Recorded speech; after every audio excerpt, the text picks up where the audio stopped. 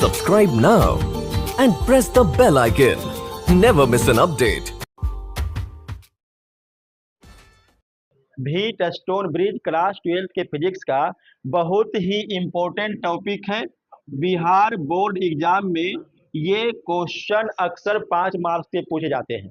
ठीक है, तो यहाँ पर हम लोग समझेंगे व्हीट स्टोन ब्रिज क्या है। तो देखिए, व्हीट स्टोन ब्रिज वास्तव में क्या है कि एक प्रतिरोध को प्रैक्टिकली रूप में नापने का एक यंत्र है। ठीक है, इसमें देखिए क्या होता है कि इसका अगर हम लोग देखें तो यहाँ पे देखिए, जैसे मान लीजिए कि एक प्रतिरोध, एक और दूसरा प्रतिरोध, एक तीसरा प्रतिरोध और एक चौथा प्रतिरोध। तो व्हीट स्टोन ब्रिज में 4 प्रतिरोध होते हैं, जिसमें से 3 प्रतिरोध पहले से ज्ञात होगा। जैसे मान लीजिए कि ये प्रतिरोध का मान P है, इसका मान Q है, इसका मान R है और इसका मान S है। तो ये 4 प्रतिरोध में से 3 प्रतिरोध पहले से ही दिया हुआ रहेगा। जैसे मान लीजिए कि P का मान चलिए 5 ओम है, इसका 7 ओम है, इसका 3 ओम है, तो हमको S का मान निकालना होगा। तो 4 प्रतिरोध रहेगा, जिसमें से 3 ज्ञात होगा और 1 अज्ञात होगा। तो 3 ज्ञात प्रतिरोध की सहायता से चौथे अज्ञात प्रतिरोध का मान हम निकाल सकते थे। ये प्रैक्टिकल का चीज है, लेकिन आपके बुक में दिया हुआ है, तो यहाँ पर हम लोग केवल इसको थियोरिटिकल हम लोग समझेंगे, थ्योरी के रूप में। ठीक है, तो समझिए फिर से व्हीट स्टोन ब्रिज क्या है। तो व्हीट स्टोन ब्रिज प्रतिरोधों का एक ऐसा सेतु है जिसमें 3 ज्ञात प्रतिरोधों की सहायता से चौथे अज्ञात प्रतिरोध का मान ज्ञात किया जाता है। ठीक है, अब बात हो गया कि इसको संयोजित कैसे करिएगा। तो देखिए, जो भी 4 प्रतिरोध आपको दिया हुआ रहेगा, क्योंकि ये प्रैक्टिकल का चीज है, लैब में जाइएगा प्रैक्टिकल करने के लिए तो आपको 4 गो प्रतिरोध दे देगा। कई गो प्रतिरोध? 4 गो, जिसमें से 3 गो आपको बता देगा। जो भी वहां पर टीचर होंगे अवेलेबल, वो आपको 3 गो पहले बता देगा कि चलो भाई 5 ओम का है, 10 ओम का है, 7 ओम का है, एक गो आप निकालिए। बस समझ में आ रहा है ना? तो इसको हम कैसे जोड़ेंगे, ध्यान देगा। तो इसको जोड़ने का एक तरीका क्या है, देखिए। सबसे पहले जो चारों प्रतिरोध आपको मिलेगा, वो चारों प्रतिरोध को एक चतुर्भुज, समानांतर चतुर्भुज ABCD के रूप में आप जोड़िएगा। समानांतर चतुर्भुज ABCD के रूप में जोड़िएगा। उसके बाद करंट सप्लाई करने के लिए किन्हीं 2 छोरों के बीच, या तो A और C के बीच या तो B और D के बीच, हम लोग करंट सप्लाई करने के लिए यहां पर एक सेल लगा देंगे। क्या लगा देंगे? एक सेल लगा देंगे।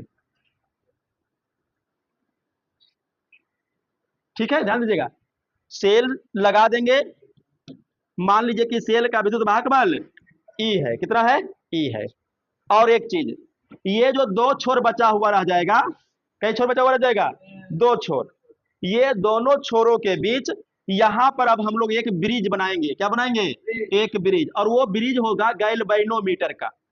अब गैल्वेनोमीटर के बाद पास भी कुछ प्रतिरोध होगा, तो यहां पर हम लोग एक गैल्वेनोमीटर और इसका दूसरा छोर कहीं यहां पर हम लोग ला करके मान लीजिए कि टच कर देंगे। इसी को बोलते हैं सेतु। अगर हम बैटरी लगाएंगे B और D के बीच, तो सेतु हमको A और C के बीच बनाना पड़ेगा। गैल्वेनोमीटर का काम होता है परिपथ में करंट जितना प्रवाहित हो रहा है उसको मापेगा, यानी हमको पता चलेगा कि यहाँ से करंट पार हो रहा है और कितना पार हो रहा है, इसलिए उसको लगा दिया जाता है। अब समझिए ऐसा क्यों होता है। ये जो सिस्टम बना हुआ है, इसका सिद्धांत जो हम लोग पहले पीछे पढ़ चुके हैं कि करंट कैसे बहता है। पोटेंशियल डिफरेंस के कारण हाई पोटेंशियल से लो पोटेंशियल की ओर करंट बहता है, तो ये सिद्धांत इसमें लागू होगा, प्लस किरचॉफ का नियम इसमें लागू होगा। सब कुछ मिला जुला के ये व्हीट स्टोन ब्रिज काम करता है। बस समझे? तो यहाँ पर अब लोग फिर से हम एक बार रिपीट करते हैं, व्हीट स्टोन ब्रिज क्या है। तो बताइएगा, प्रतिरोधों का एक ऐसा संयोजन जिसमें 3 ज्ञात प्रतिरोध की सहायता से हम चौथे अज्ञात प्रतिरोध का मान ज्ञात कर सकते हैं। चौथे अज्ञात प्रतिरोध का मान ज्ञात कर सकते हैं। जिसे मान लीजिए कि हमको इसमें PQ और मालूम हो, तो हम किसका मान निकाल सकते हैं? S का। या फिर हमको अगर RSQ का मान मालूम हो तो हम P का निकाल, मतलब 3 ज्ञात रहेगा और चौथा आप निकालिए। बस सीधा समझिए इसको। ठीक है, कैसे जोड़ेंगे? एक समानांतर चतुर्भुज के रूप में, जिसमें 4 प्रतिरोध PQRS ABCD के बीच जुटा हुआ रहेगा, A और C के बीच एक सेल जुटा हुआ रहेगा और B और D के बीच एक गैल्वेनोमीटर का सेतु बना हुआ रहेगा। यहाँ तक क्लियर है? तो अगर यहाँ पर नोट करिएगा तो नोट कर सकते हैं, व्हीट स्टोन ब्रिज प्रतिरोधों का एक ऐसा संयोजन है जिसमें 3 ज्ञात प्रतिरोधों की सहायता से चौथे अज्ञात प्रतिरोध का मान ज्ञात किया जाता है। अब फटाफट कुछ क्वेश्चन का आंसर आप लोग दे दीजिएगा। व्हीट स्टोन ब्रिज में कितने प्रतिरोध होंगे? 4, जिसमें मालूम कै गो रहेगा? 3 गो। मान कै गो को निकलेगा? 1 गो का। यहाँ तक याद हो गया? परिभाषा यही है, व्हीट स्टोन ब्रिज में 4 प्रतिरोध है जिसकी सहायता से हम 1 गो अज्ञात प्रतिरोध का मान निकालेंगे। ठीक है, दूसरा स्टेप इसका देखिएगा, ये जो चारों प्रतिरोध दिया हुआ है जिसमें से हमको 1 गो का मान निकालना है, इसको कैसे जोड़ेंगे? तो यहाँ पर चित्र से ही देखिए, चारों प्रतिरोध या इसे लिख लीजिए, माना कि पी क्यू आर तथा एस 4 प्रतिरोध है जिसे एक समानांतर चतुर्भुज ABCD के रूप में जोड़ा गया है, या जोड़ा जाता है, कर लो, जोड़ा जाता है। उसके बाद A और C के बीच एक सेल जोड़ दिया जाता है तथा B और D के बीच गैल्वेनोमीटर जोड़ दिया जाता है। चलिए फिर से कुछ क्वेश्चन का आंसर दीजिएगा। व्हीट स्टोन ब्रिज में चारों प्रतिरोध को कैसे जोड़ते हैं? समानांतर क्रम चतुर्भुज में। ठीक है, फिर से, व्हीट स्टोन ब्रिज में चारों प्रतिरोध को कैसे जोड़ते हैं? 4 प्रतिरोध का नाम क्या है? PQRS। चतुर्भुज का नाम क्या है? ABCD। सेल को कहाँ जोड़ते हैं? देखिए यहाँ पे A और C के बीच। ठीक है, गैल्वेनोमीटर को कहाँ जोड़ेंगे? B और D के बीच। अब इसमें एक चीज आप चेंज कर सकते हैं कि ये सेल और गैल्वेनोमीटर का टर्मिनल चेंज हो सकता है, यानी अगर हम सेल को जोड़ेंगे B और D के बीच तो गैल्वेनोमीटर A और C के बीच। मतलब ऐसा समझिए कि चतुर्भुज के 2 छोर पर सेल और 2 छोर पर गैल्वेनोमीटर, ये ऐसा होगा। ठीक है, तो ये इसका हो गया। अब इसका, अच्छा, एक क्वेश्चन ऐसे भी पूछेगा ऑब्जेक्टिव में, व्हीट स्टोन ब्रिज से क्या मापा जाता है? वेरी गुड, धारा मापा। तब इतना टैलेंट कहाँ छुपा रख ले, प्रतिरोध मापा जाता है। गधा कहीं का, कने तुमको धारा सूझ रहा है, ये क्या तो लोग इंटर में पढ़ेगा। फिर से बोलना है, व्हीट स्टोन ब्रिज से क्या मापा जाता है? प्रतिरोध। कई प्रतिरोध है? जिसमें 3 गो, चौथा, तो प्रतिरोध तो निकालना है ना। प्रतिरोध को मापेंगे, किसको मापेंगे? प्रतिरोध को। कैसे जोड़िएगा? समानांतर चतुर्भुज में। प्रतिरोध का नाम कुछ भी रह सकता है, ऐसे तो PQRS बुक में था तो वही लिख दिए हैं। हाँ, कुछ भी है, यही जिसे यहीं पर कर ले लो। चलो इसको R1 कर दो, इसको R2 कर दो, इसको R3 कर दो, इसको R4 कर दो, नाम कुछ भी रख सकते हैं। आपका बुक में PQRS दिया हुआ है तो हम लोग उसी को लेकर के चल रहे हैं, PQR और S। अब यहां पर ध्यान दीजिएगा, थोड़ा सा मेन इंपॉर्टेंट पार्ट यहीं पर है, समझिएगा। देखिए शुरू में आपको बताए थे कि ये जो व्हीट स्टोन ब्रिज है, या भले अभी थ्योरी के रूप में आप पढ़ रहे हैं, लेकिन है ये प्रैक्टिकल का चीज। तीन चीज हम लोग को क्लास 2 में पढ़ना है, तीसरा चैप्टर में ही। एक जो आज पढ़ रहे हैं, दूसरा मीटर ब्रिज पढ़ेंगे, और तीसरा है पोटेंशियोमीटर, विभव माप। ये तीनों प्रैक्टिकल का चीज है। अगर लैब में जाइएगा ने तो ये चीजें आपको 10 से 5 मिनट में समझ में आ जाएगा, क्योंकि वहां पर सारी चीजें दिया हुआ रहेगा, कैसे कैसे की करंट जा रहा है, कैसे सप्लाई हो रहा है, सब कुछ देखिएगा, कर दीजिएगा, ठीक है। लेकिन यहाँ पर थ्योरी हम समझा देते हैं, प्रैक्टिकल करने में और आसान हो जाएगा। समझिए क्या होगा कि जब हम ऐसा संयोजन बना देंगे तो हमको एक चीज पता है कि जैसे ही सेल परिपथ में जोड़ेंगे, परिपथ पूरा होगा, करंट सप्लाई होगा, तो करंट किधर से किधर सप्लाई होता है? हाई पोटेंशियल से लो पोटेंशियल, तार के मतलब सेल के बाहर, मतलब तार में, सेल के अंदर लो से हाई की ओर। इतना हम लोग को जानकारी है। तो अगर हम यहाँ देखें कि चलो इस पॉइंट का पोटेंशियल अगर ज्यादा होगा और इस पॉइंट का पोटेंशियल कम होगा, तब ना करंट ऐसे बहेगा हाई से लो की ओर। तो अगर एक चीज आप याद रखिएगा पक्का, कि अगर करंट प्रवाहित हो रहा है तो ये समझ लीजिए कि दो बिंदुओं के बीच का पोटेंशियल डिफरेंस है, मतलब एक का विभव कम, एक का ज्यादा, ज्यादा से कम की ओर बहेगा। तो यहां पर समझिए कि यहां पर ये चीज आया, आई आया, और आई यहां पर कई भाग में बटेगा।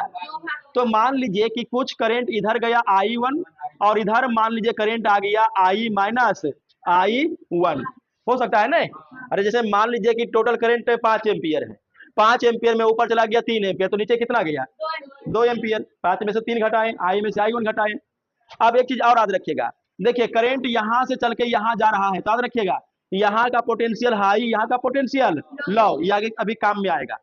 अब यहाँ का चूंकि पोटेंशियल लो है, आगे हम लोग बढ़ते हैं इस बिंदु और इस बिंदु के बीच, तो यहाँ का हाई, यहाँ का लो, इधर भी करंट जाना है। अब मान लीजिए इधर करंट गया गैल्वेनोमीटर में IG, नीचे फ्लो हो रहा है, तो मान के चलिए कि अगर ये 6 है तो ये 6 से कम होगा, 5, 4, 3 कुछ भी हो सकता है। अब यहाँ आप देखिए, यहाँ से करंट ऊपर से नीचे आ रहा है, हाई पोटेंशियल से लो, ये भी सही है, देखो यहाँ से 8 है तो यहाँ 5, ठीक है, ठीक है। तो अगर गैल्वेनोमीटर में धारा प्रवाहित होता है, तब हम इसको बोलते हैं अनबैलेंस्ड व्हीट स्टोन ब्रिज, यानी असंतुलित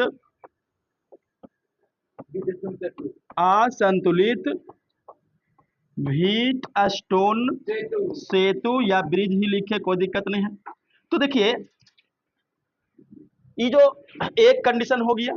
दूसरा कंडीशन समझिए, अगर हम किसी तरीके से, ध्यान देंगे छोटू, ये जो गैल्वेनोमीटर का प्रैक्टिकल भी करने जाइएगा ने, तो ये जो सेटअप मिला हुआ रहेगा, उस सेटअप में एक गैल्वेनोमीटर का छोर तो एकदम फिक्स कर दीजिएगा बी पॉइंट पर, लेकिन दूसरा छोर को फिक्स करना नहीं होता है।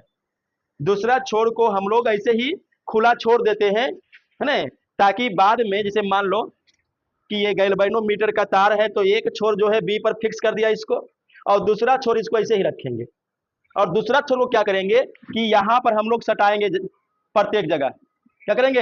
अब मान लो कि यहाँ पर सटाया हुआ है, तो हम लोग देखे रहे गैल्वेनोमीटर का कांटा हिल रहा है, मतलब गैल्वेनोमीटर में करंट है, तब उसको हम बोलेंगे असंतुलित व्हीट स्टोन ब्रिज। यानी जब गैल्वेनोमीटर में धारा जीरो नहीं होगा, जीरो नहीं होगा मतलब कुछ है, 1, 2 कुछ भी रहे, जीरो नहीं है। उसके बाद हमने क्या किया कि ये वाला तो फिक्स रहेगा पॉइंट, अब ये वाला पॉइंट को यहां से उठा के मान लो यहां किया, तो हम क्या देखते हैं कि फिर से धारा प्रवाहित हो रहा है। तार को ध्यान दीजिएगा, ये वाला छोर को मान लीजिए गलती से उठा के हम यहां पर सेट कर दिए, किस पर? डी पर। समझेगा बात को, ई वाला तार को यहां से उठाया और यहां पे लाके सेट किया। अब हम क्या देखते हैं कि गैल्वेनोमीटर में धारा प्रवाहित नहीं हो रहा है। कारण क्या है? कारण ये हो सकता है कि यहाँ का पोटेंशियल डिफरेंस हम माने थे कि चलो भाई 6 है, यहाँ का भी पोटेंशियल डिफरेंस मान लीजिए कि 6 है, दोनों का पोटेंशियल डिफरेंस बराबर हो गया। अब करंट नहीं बहेगा। करंट कब बहेगा? हाई से लो। अब दोनों का इक्वल हो गया, बैलेंस में आ गया, अब धारा प्रवाहित नहीं होगा। तो इस स्थिति में हम लोग इसको बोलेंगे संतुलित wheat stone bridge, balanced wheat stone bridge, यानी संतुलित व्हीट स्टोन ब्रिज। और ध्यान दीजिएगा, संतुलित व्हीट स्टोन ब्रिज के गैल्वेनोमीटर में धारा कितना होगा, बोलो, 0 होगा।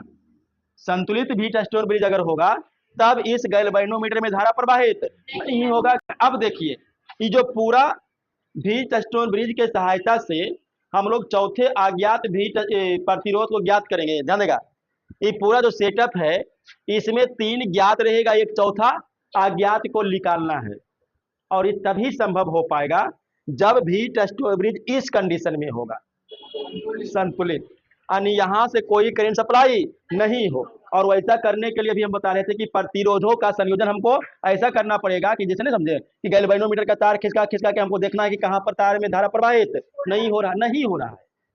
अगर हो जाएगा तब हमारे किसी काम का नहीं है। ठीक है, तो प्रैक्टिकल करने जाइएगा तो वहां पर वैसे सटा सटा के देखेगा तार को, करे हो रहा है नहीं हो रहा, हो रहा है नहीं हो रहा। ठीक है, तो अगर ऐसा हुआ तो अब हम लोग इसमें निकाल सकते हैं applying Kirchhoff's law in loop. देखिए तो लूप कौन सा बनेगा, तो एक लूप यहां देखिएगा ए बी डी ए, और किरचॉफ का नियम कहता है कि किसी बंद परिपथ के प्रत्येक भाग से प्रवाहित धारा और प्रतिरोध का गुणन। तो करिए, पहले ए से बी में लीजिए, धारा कितना है I1, प्रतिरोध P, उसके बाद किधर जाएंगे, ए से बी के बाद बी से डी, ए से बी फिर बी से डी, तो धारा है IG और इसका प्रतिरोध है G। उसके बाद आइए डी से ए, धारा I माइनस I1 और प्रतिरोध है R। अब फिर से आइएगा, किसी बंद परिपथ के प्रत्येक भाग से प्रवाहित धारा और प्रतिरोध का गुणन तो कर लिया, फिर उसका योग, और भी कैसा योग, बीजगणितीय योग।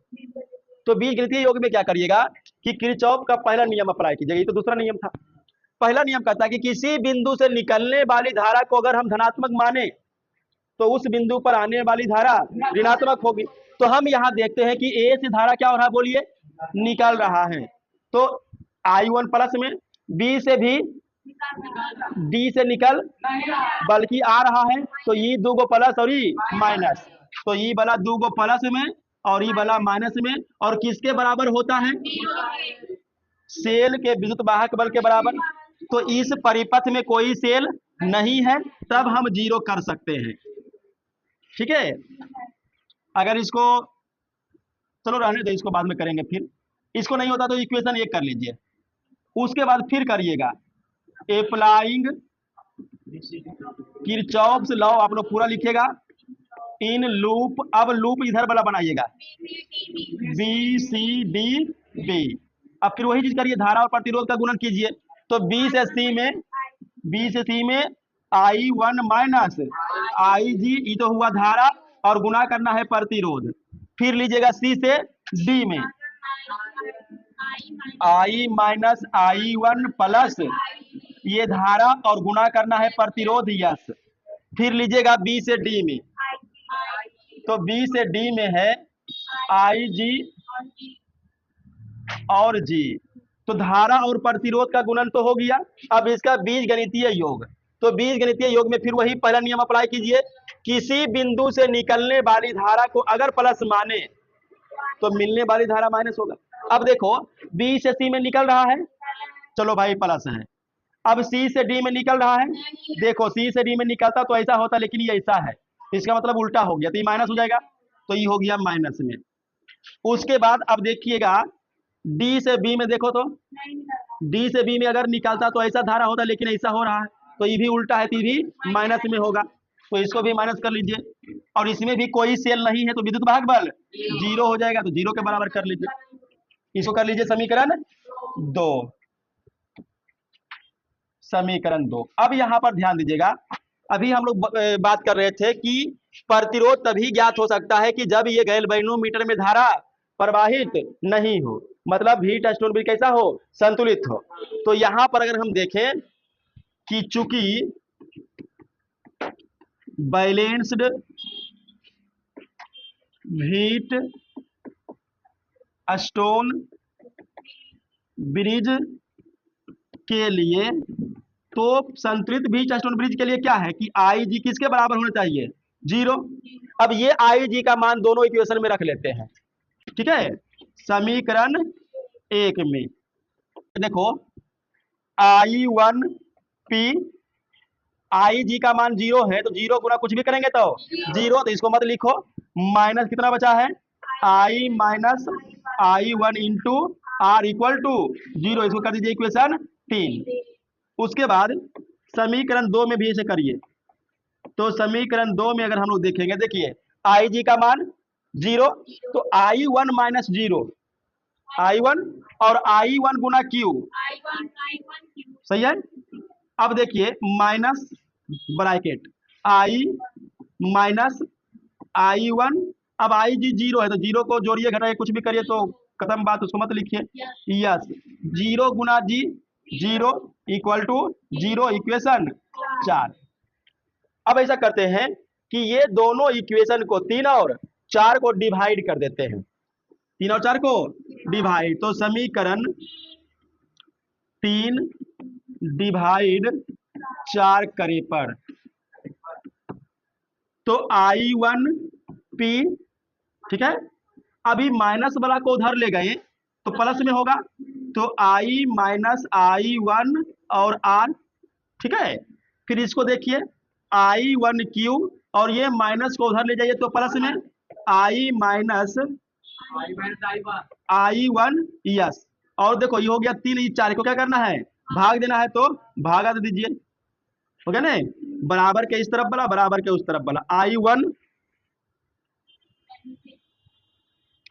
I1 खत्म, I1 खत्म, तो बच क्या गया, बच गया P बाई Q बराबर R बटा यस। अब इसमें देखिए जो शुरू में बताए थे कि ये इक्वेशन में देखो हम लोग को तो P Q R S में से 3 को तो हमको पहले से मालूम है ना, हमको यस निकालना है, तो बस P का मान रखिए, Q का मान रखिए, R का मान रखिए, यस अपने आप निकल जाएगा, गुना भाग करिए खाली। जैसे इसको अगर आप अंक में समझना चाहते होंगे तो इसको ऐसे देखो, जैसे मान लो कि P हमको दे दिए मास्टर साहब 2 ओम वाला, Q हमको दे दिए मान लो 4 ओम वाला, R हमको दे दिए मान लो 5 ओम वाला, और आपको बोल दिए कि यस का मान बताओ, तो 2/4 और 5/, यस, तो यस का मान 10 ओम आ गया, निकल गया। लेकिन हाँ, ये कब ऐसा होगा, जब संतुलित होगा तब ऐसा निकाल सकते हैं। अगर असंतुलित होगा तो उसको हम लोग कल देखेंगे कैसे करेंगे। तो आज हम लोग इतना पर ही समाप्त करेंगे, ठीक है। इसका स्क्रीनशॉट ले लीजिए।